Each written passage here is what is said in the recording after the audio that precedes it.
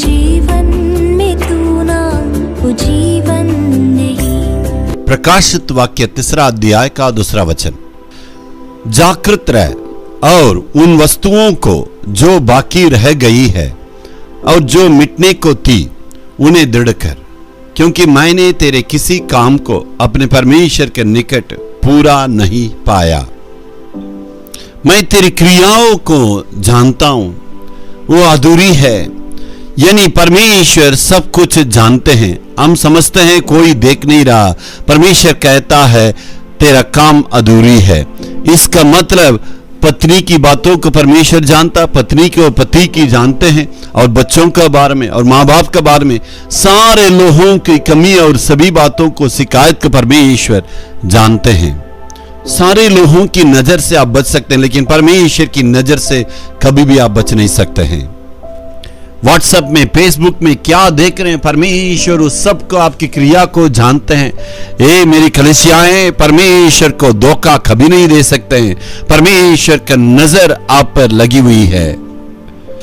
मनुष्य को धोखा दे सकते हैं, इधर उधर धोखा दे सकते हैं, लेकिन परमेश्वर की नजर सबके लिए लगी हुई है। परमेश्वर के नजर में कोई भी छिप नहीं सकता है। परमेश्वर को कोई धोखा नहीं दे सकता है। परमेश्वर हमें देखने वाला है।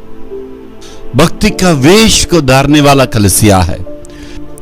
मनुष्य के लिए दूसरी बातें, परमेश्वर के सामने अपने आप को पवित्रता में दिखाने के लिए कोशिश किए, ऐसे कभी नहीं हो सकता है। इसलिए परमेश्वर के नजर के सामने अपने आप को पवित्रता में रखने के लिए कोशिश करना है।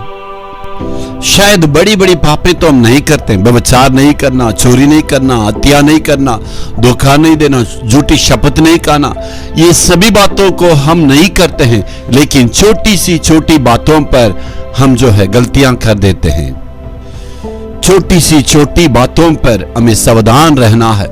छोटी सी बातों में भी पवित्रता को कभी भी नहीं छोड़ना है। परमेश्वर के सामने सही रहने के लिए कोशिश करना है।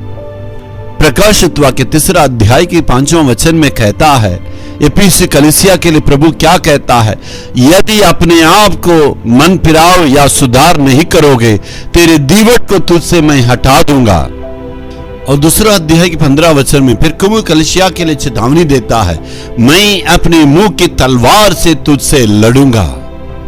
3 अध्याय के 3 वचन में कहता है, ये कलीसियाएं, मैं चोर के समान अचानक मैं आ जाऊंगा।